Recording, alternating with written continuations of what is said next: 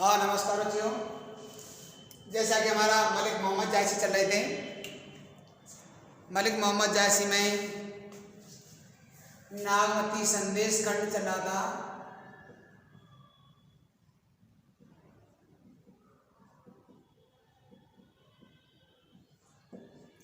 नागमती संदेश खंड चल रहा था क्योंकि राजा रतन सेन,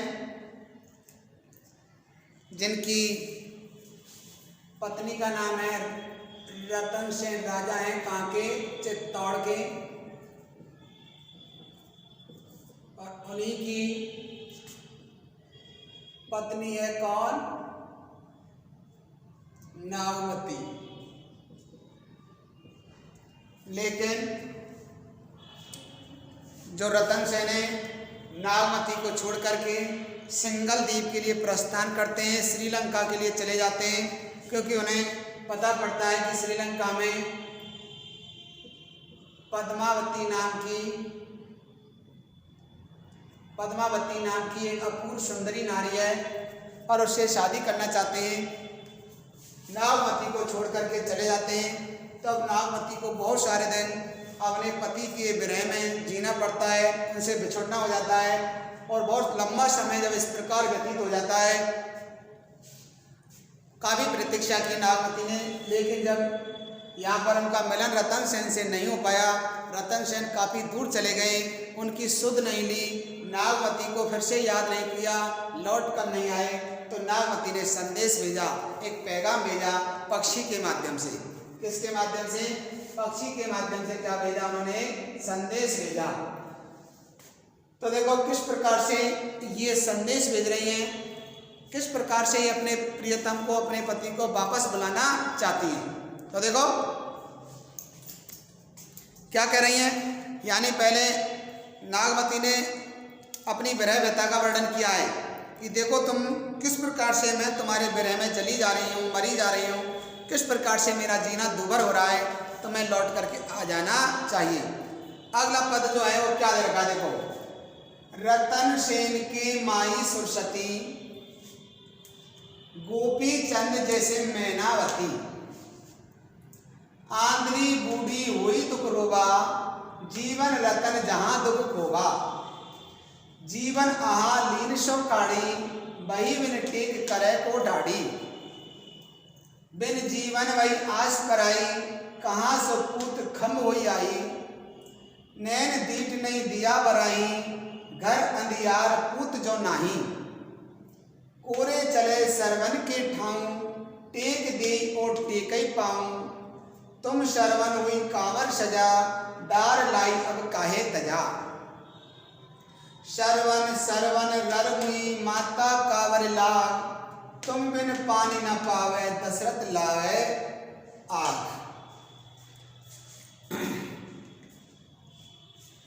यानी नागमती जब अपना संदेश कहते कहते थक चुकी है, वो समझती है कि प्रियतम मेरी बात को मानने वाले नहीं है, तो नागमती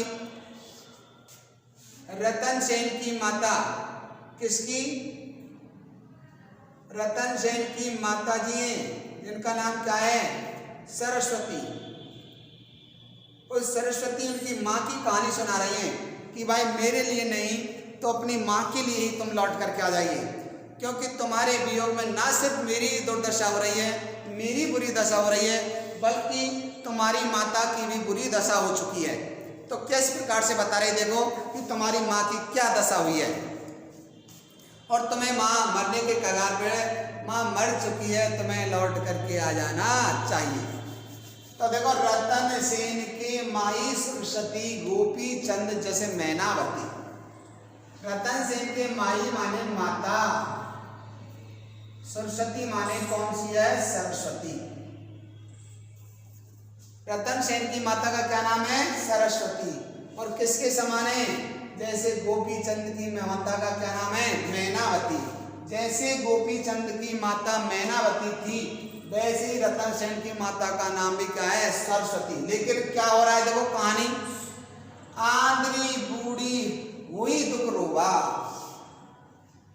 यानी तुम्हारी माता तुम्हारे वियोग में आंधरी मानी कैसी हो गई है? अंधी हो गई है। उन्हें आंखों से कुछ नहीं दिखता। बूढ़ी माने बुजुर्ग हो गई है, बुढ़ी हो गई है, वही दुख रोवा, यानी तुम्हारे दुख में, तुम्हारे वियोग में रोने के कारण तुम्हारी माता की आंखें अंधी हो चुकी हैं, अर्थात आंखों से उन्हें कुछ नजर नहीं आ रहा है। वो बूढ़ी हैं, बुजुर्ग माता जी हैं। जीवन रतन जहां दुख होगा, जिसने अपना जीवन रूपी रतन, और जीवन रतन होता है पुत्र, यानी जो माता अपने पुत्र को खो देगी तो निश्चित ही उसका यही हाल होगा। क्यों?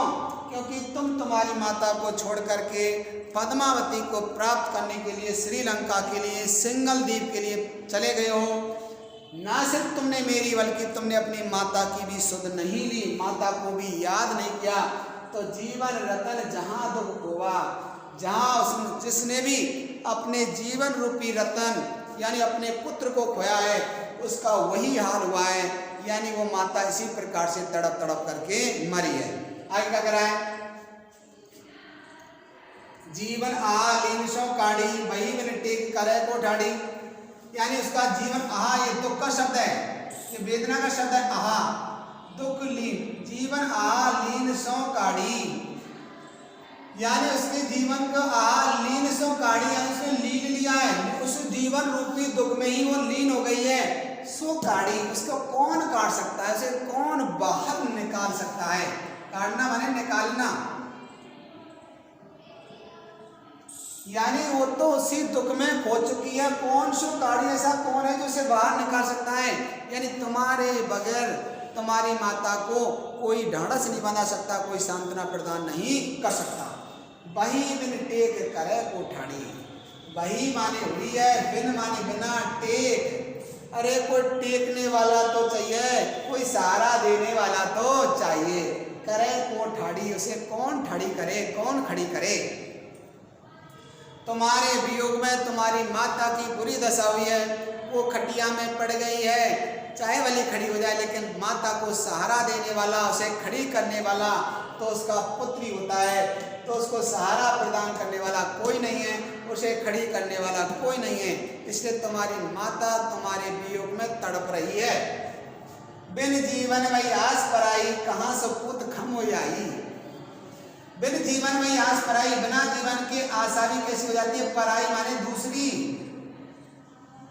अरे आशा भी कब तक रखें? कब तक तुम्हें देखती रहे कि मेरा पुत्र लौटकर आएगा? तो बिन जीवन में आस पराई, आशा भी पराई हो गई है, यानी अब उन्हें आशा भी शेष नहीं रही है।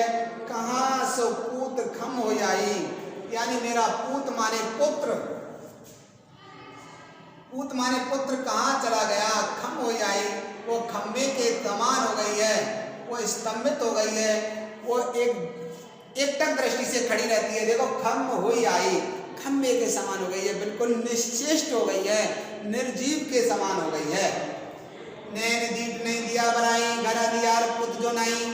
देखो दिया बराई माने दीपक जलना, क्या बनना? दीपक। नैन दीप नहीं, घर में दीपक जलता है। देखो दिया बराई, नैन दीप नहीं, घर में दीपक जलने पर भी नैन दीप, नैन माने आंखों से, नयन माने आंखों से, दीप माने दिखाई, यानी घर में दीपक जलता रहता है लेकिन उसे कुछ नहीं दिखता। देखो नैन दीप नहीं, दिया बराई, दीपक जलाने पर भी दिखता नहीं है। क्यों? घर अंधियार पुत जो नहीं। अरे जिसके घर में पुत्र नहीं है उसके घर में तो हमेशा ही क्या रहता है? अंधियार माने अंधेरा बना रहता है। कितने भी दीपक जलाओ, कितनी भी रोशनी का प्रबंध करो, लेकिन जिस घर में पुत्र नहीं है उस घर में हमेशा ही अंधेरा छाया रहता है। तो भले ही दीपक जलते रहते हैं लेकिन तुम्हारे बिना तुम्हारी माता को कुछ भी दिखता नहीं है, क्योंकि माता को सारा, माता को प्रकाशित करने वाला, उजाला देने वाला तो कौन है? उसका पुत्र है, और जो उसका पुत्र उसके पास अब नहीं है। कोरे चले सरवन के ठाऊं, टेक दी और टेक ही पाऊं।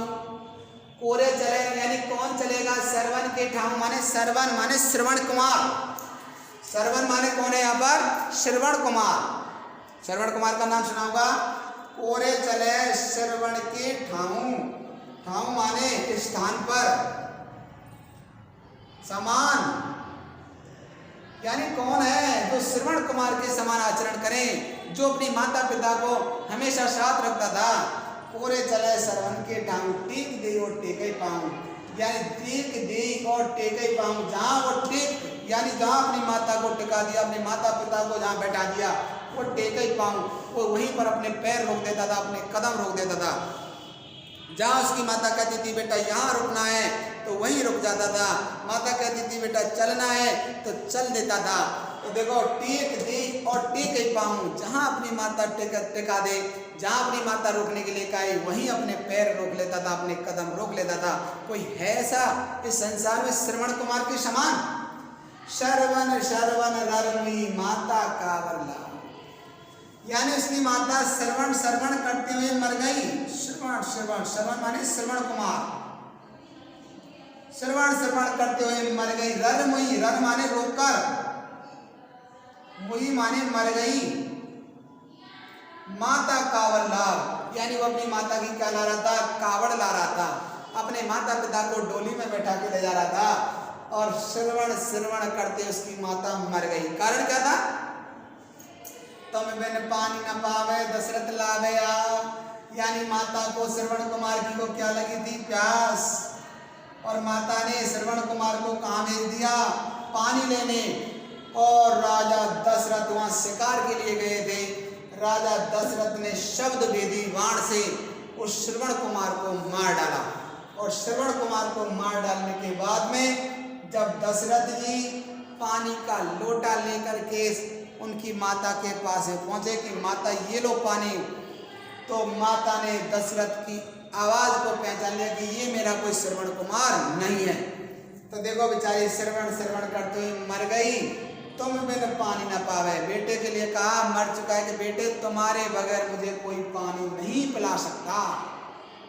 तुम बिन पानी न पावे, पावे माने पिला सकता है, पिला सकता है। दशरथ ला गया, दशरथ तो हमें क्या लगा सकता है? केवल आग लगा सकता है। यानी हमारे मरने के बाद दशरथ तो हमारी जो अर्थी है उस अर्थी में केवल आग लगा सकता है, बल्कि हमें तर्पण नहीं कर सकता, हमें तृप्त नहीं कर सकता, हमें संतप्त नहीं कर सकता। तो देखो तुम्हारी माता के मरने के बाद में भले ही उसको जलाने वाले, उसका दाह संस्कार करने वाले बहुत सारे लोग होंगे, लेकिन बिना उसके पुत्र के कोई उसकी माता को केवल आग लगा सकता है, उसकी आत्मा को संतुष्टि प्रदान नहीं कर सकता।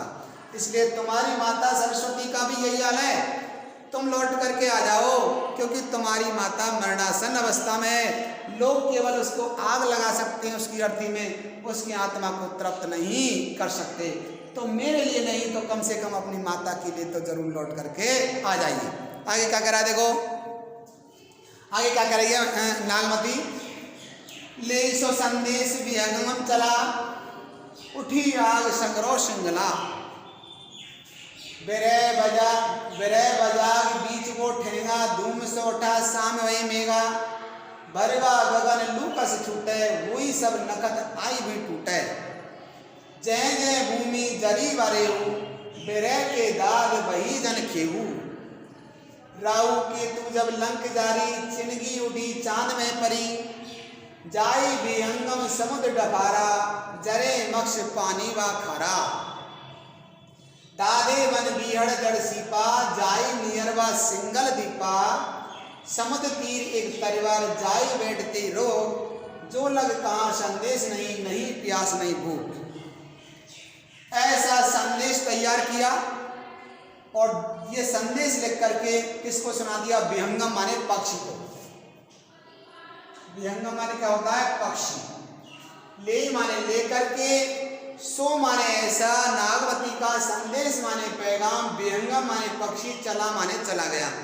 ऐसा संदेश सुन करके पक्षी वहां से चल दिया। उठी आग सगरो सिंगला। सगरो माने संपूर्ण,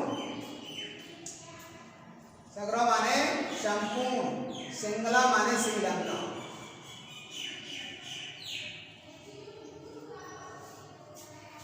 वो पक्षी गया पूरे सिंगल द्वीप में, संपूर्ण श्रीलंका में क्या थी?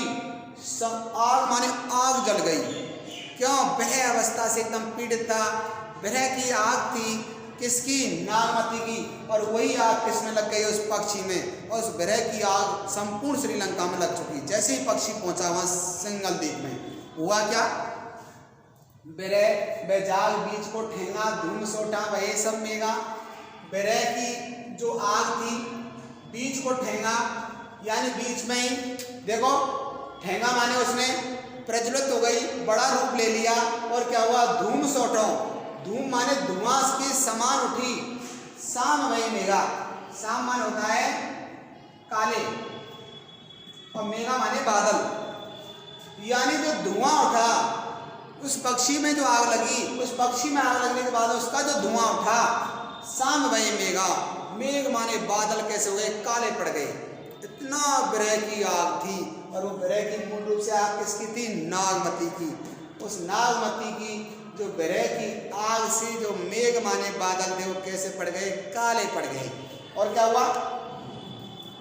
भरगा गगन लूकस छूटे। भरगा माने भर गया, गगन माने आकाश, लूक, लूक माने होते हैं लपटें, आग की लपटें। ऐसी छूटी, ऐसी छूटी जैसे आग की लपट, यानी आग की ज्वाला छूटने लगी। वही सब नखत आए हुए टूटे। और वही माने होकर के सब माने सब, नखत मान होता है नक्षत्र, यानी जो तारे बारे हैं, आए हुए टूटे। आए माने आकर के, यानी जब वो आग लगी तो सब टूट पड़े, यानी धरती पर टूट टूट करके गिरने लगे। जय जय भूमि जरी व रेहू, जय जय माने जहां जहां, भूमि माने उस भूमि, जरी माने जल गई। उस विरह की आग से भूमि जल गई। बा रेहू, और रेहू मान होता है रेत। जहां जहां भूमि जली उस भूमि पर क्या बन गई? रेत बन गई। तो जय जय भूमि जली व रेहू, जहां जहां से भूमि जली, जहां जहां से वो पक्षी निकला, विरह की आग के कारण धरती जल गई। और उस धरती पर क्या बन गया? रेत बन गया। विरह के दाग वही जन खेऊ, उस विरह के दाग, दाग माने जलने से, वही माने हो गई जन खेऊ। पूरा जन माने जो आदमी थे वो आदमी भी जल गए। जहाँ से पक्षी गुजरा भूमि जल गई, वहाँ पर रहने वाले जन माने लोग भी जलते चले गए। कैसे लगे? देखो, राहु केतु जब लंके जारी, चिनगी उड़ी चांद में परी। राहु और केतु ने क्या लगा दी? लंका में आग। राहु केतु जब लंक जारी, जब लंक जारी माने जलाई, राहु और केतु ने जब लंका जलाई, हनुमान जी के समानी, चिनगी उड़ी चांद में पड़ी। तो चिनगी माने चिनगारी उड़ करके कहाँ पड़ी? चांद में।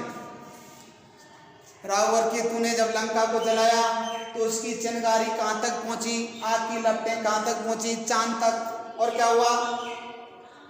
इसी प्रकार से जाई विहंगम समुद्र डकारा। जाई माने जाकर के,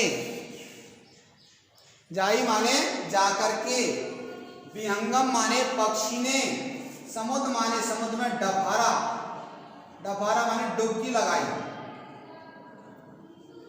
समुद्र में जैसे ही उसमें पक्षी ने डुबकी लगाई, जाई माने जाकर के, विहंगम माने पक्षी ने, समुद्र डफारा माने समुद्र में डुबकी लगाई।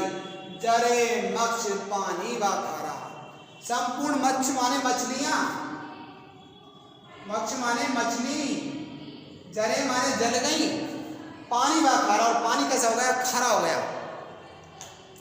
जैसे ही समुद्र में जाकर के उस विहंगम माने पक्षी ने डुबकी लगाई, उस समुद्र की संपूर्ण मछलियां जल गईं और पानी कैसा हो गया? समुद्र का खारा।